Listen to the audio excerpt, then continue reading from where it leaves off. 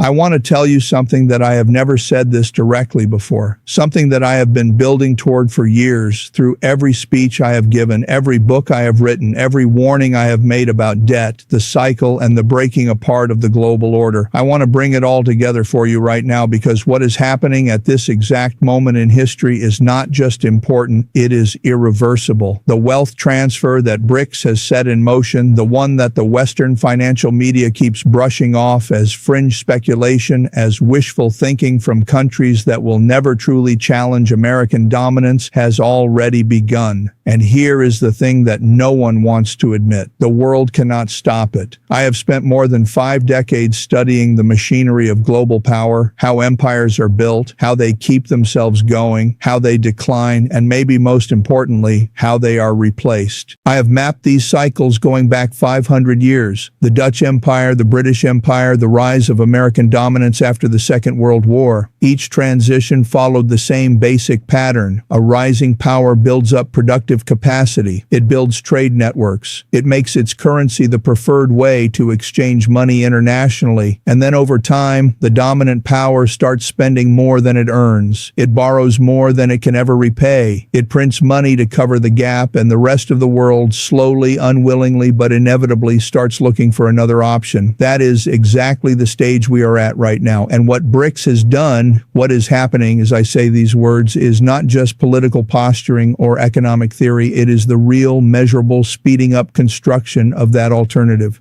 And once you understand the size of what is being built and the speed at which it is being built, I believe you will feel the same urgent sense of responsibility that I feel right now. Not panic, not despair, but a very clear understanding that the world is changing in a basic way, and that the investors who understand this change, who put themselves ahead of it instead of running from it, will be the ones who protect and grow their wealth through the turbulence ahead. Let me start with what BRICS actually represents today, because most people are still thinking about it the way it was 10 years ago. They picture the original 5 nations, Brazil, Russia, India, China, and South Africa, as a loose group of developing economies that meet sometimes and release cooperative statements. That picture is dangerously out of date. BRICS has expanded. It now includes Egypt, Ethiopia, Indonesia, Iran, the United Arab Emirates, and more. Together, it represents more than 40% of the world's population, more than a quarter of global GDP, and most importantly, it controls most of the world's most strategic commodities: oil, natural gas, gold, agricultural products, rare earth minerals, the physical foundations of the modern economy. When I look at that map and compare it to the map of countries that have been trying to reduce their dependence on the US dollar, I see almost complete overlap, and now they have a settlement currency. The unit, a gold-backed digital settlement instrument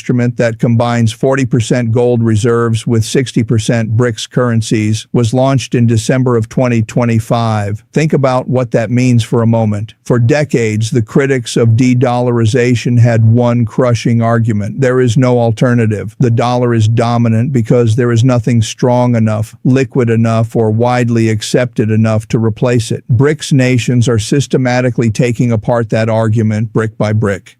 They are not trying to replace the dollar overnight. They are not foolish enough to believe that can be done quickly.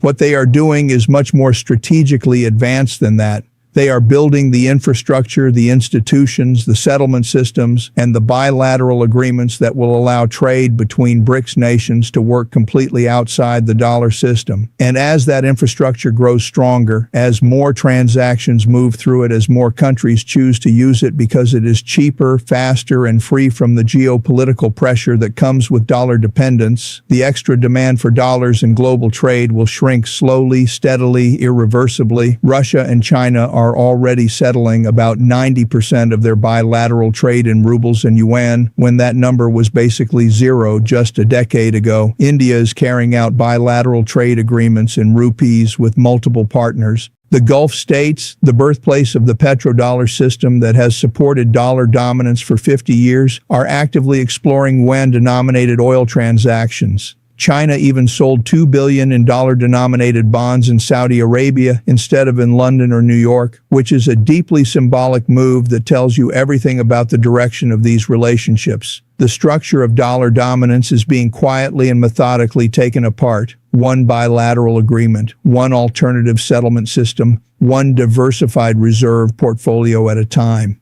And here is what I find most striking, most historically important about all of this. The dollar's share of global central bank reserves has been falling steadily from 65% in 2016 to about 59% by the end of 2024. That is a 6 percentage point drop in 8 years. It sounds small until you realize that reserve currency transitions do not happen fast. They happen over decades, and the direction is what matters.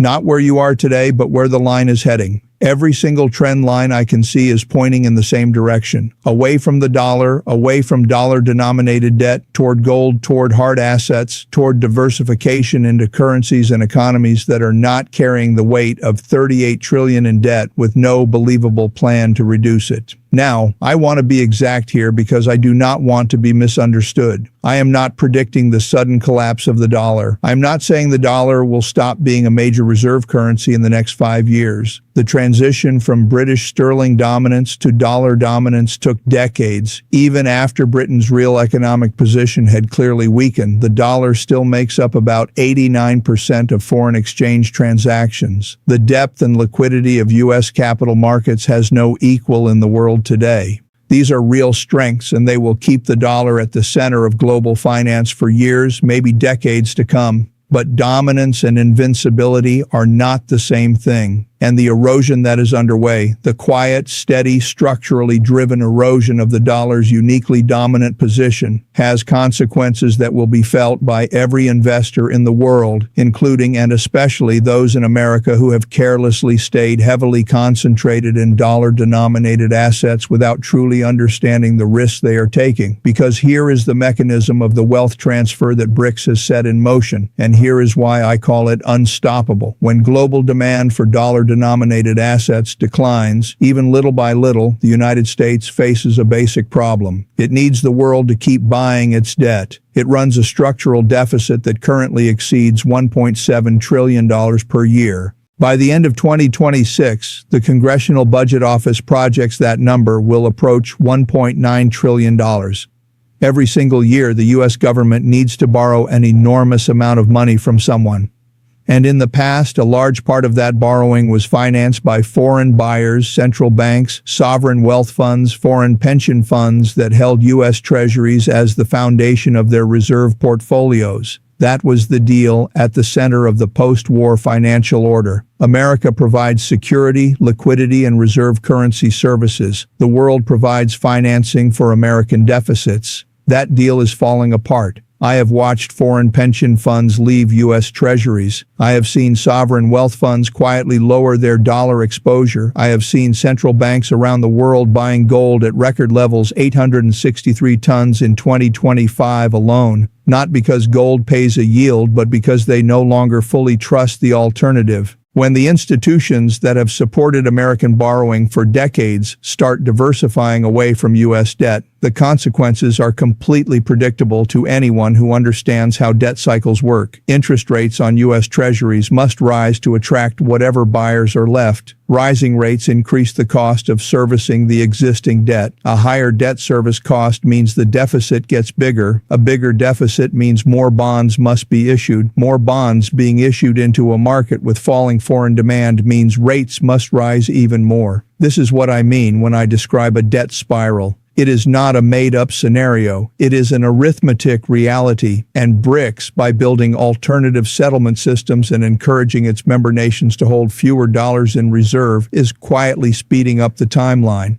Now let me explain exactly why I believe this is a wealth transfer of historic size and why the transfer has already begun right now in ways that are visible in the data if you know where to look. In 2025, the United States stock market returned 18% in dollar terms. That sounds impressive. But the dollar itself fell 39% against gold during the same period. European equities outperformed U.S. equities by 23 percentage points. Emerging market equities returned 34%. Chinese equities outperformed the S&P 500 by 21 percentage points. What this means is that for anyone measuring their wealth in anything other than a weakening dollar, in euros, in Swiss francs, in yuan, in gold, American assets performed far worse. The biggest story of 2025 was not the S&P 500's 18% gain. The biggest story was a massive global shifting of wealth away from dollar-denominated assets and toward the rest of the world. That shifting is the wealth transfer I am talking about, and it is happening faster than almost anyone in the mainstream financial community is willing to admit.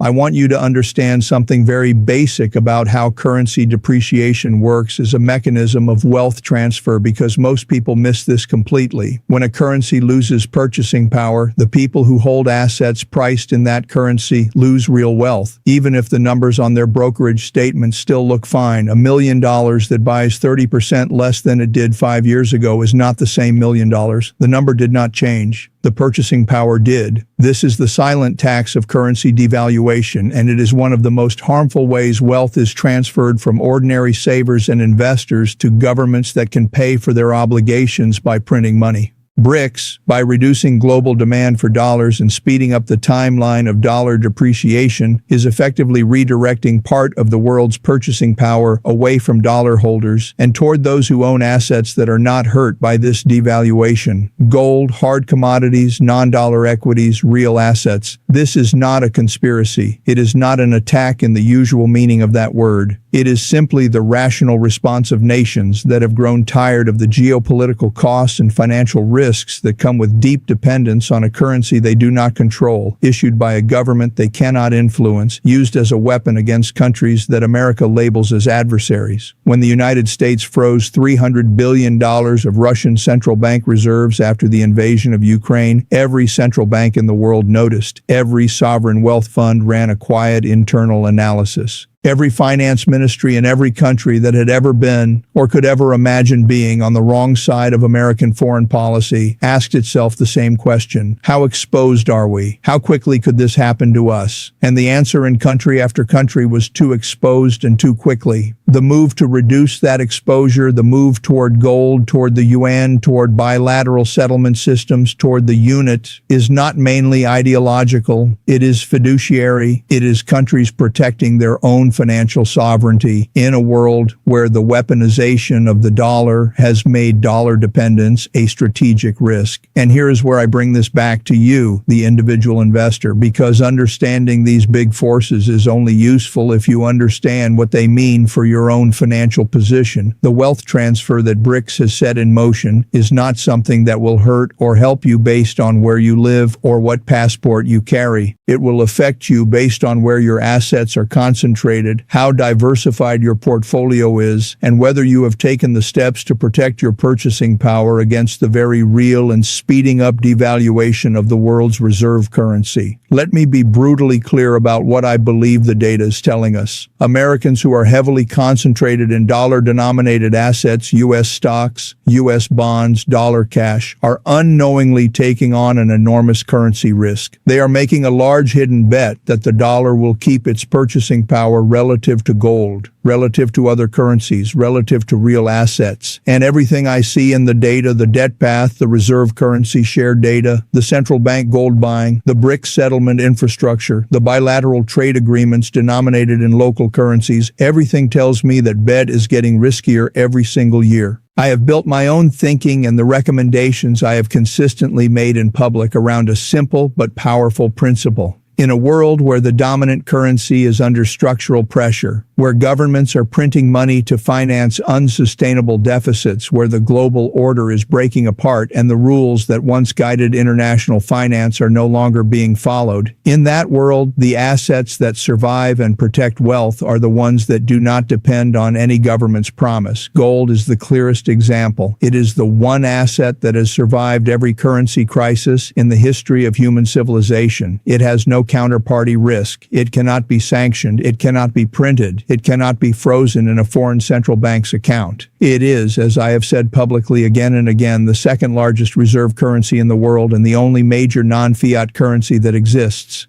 When central banks are buying it at a record pace, They are telling you what they truly believe about the future of the monetary system. I believe you should listen, but gold alone is not the full answer. The deeper lesson of the BRICS-driven wealth transfer is about diversification. True structural, geographic, and asset class diversification that is not just spread across different sectors of the American economy, but truly spread across the global financial landscape. Non-U.S. equities have been outperforming U.S. equities. Emerging market assets, especially those in countries that export commodities that are benefiting from the global redirection of trade flows, that are positioned on the right side of the de-dollarization trend, represent enormous long-term value that is not yet reflected in most Western investors' portfolios. Hard commodities, the oil, the agricultural products, the industrial metals, the rare earths that the BRICS nations collectively control in overwhelming abundance, will see structurally higher demand as the physical economy takes back importance over the financialized economy of the post-war era. And there is something else I want to say, something that I feel very strongly as I look at everything that is unfolding. The purchasing power of money is going to be the defining political and economic issue of 2026 and the years that follow. I have said this clearly, the people who feel inflation most sharply, the bottom 60% of the population who do not own major financial assets, who cannot protect themselves by buying gold or diversifying into non-dollar investments, will carry the heaviest burden of the wealth transfer that is underway, and that burden will create political consequences. It will fuel the populist movements that are already reshaping governments around the world. It will increase the pressure on central banks to choose between controlling inflation and financing government debt, a choice that governments have historically always settled in favor of financing themselves at the expense of the currency's purchasing power. This dynamic reinforces itself and speeds itself up, and it is one of the most powerful forces I have observed in my 50 years of studying these cycles. I want to leave you with the clearest possible statement of what I believe is happening and what I believe you should do about it. BRICS has started a wealth transfer. It is not starting tomorrow. It is not starting in 5 years. It has already started. It is visible in the reserve currency data. It is visible in the central bank gold buying numbers. It is visible in the bilateral trade agreements, the settlement systems, the investment flows from U.S. assets to non-U.S. assets that define 2025 and that I believe will define the years ahead. The world cannot stop it because it is not the result of any one decision or any one leader. It is the result of dozens of countries, thousands of institutions, and millions of individual decisions all moving in the same direction, toward less dollar dependence, toward harder assets, toward a more multipolar financial world. I have studied 500 years of history. I have watched this movie in its earlier versions, the decline of the Dutch guilder, the long twilight of British sterling, the steady erosion of every reserve currency that came before the dollar. The pattern is always the same. The debts build up beyond the point of repayment. The money printing begins in earnest. The currency loses purchasing power. The rest of the world builds alternatives. And then one day, not dramatically, not all at once, but unmistakably, the old order gives way to something new. We are in that transition right now, not at its end, not even in its middle, but unmistakably, irreversibly, in the early stages of a transition that will define the financial landscape for the next generation. The question that matters, the only question that matters, is whether you are positioned on the right side of it. Whether your wealth is concentrated in the assets that will be worn down by this transition or in the assets that will be protected and strengthened by it. Gold, hard assets, non-dollar diversification, real commodities, uncorrelated, globally distributed portfolios that do not live or die based on the continued dominance of any one nation's currency or any one financial system's rules. These are not exotic bets. These are not speculative positions. These are the lessons of 500 years of history applied to the specific, measurable, speeding up realities of the world we are living in right now. I have given you my clearest warning. I have shown you the data. I have traced the mechanism of the transfer and explained why it cannot be stopped. The rest is your decision. But if there is one thing I have learned in 50 years of moving through the most turbulent financial cycles in modern history, it is this: the investors who come out on the other side of a major transition in the global order order are not the ones who were the most optimistic. They are the ones who looked clearly at what was coming, understood what it meant, and acted before the crowd realized what was happening. The transfer has started, the window to act is still open, and history, as always, will not wait for the unprepared.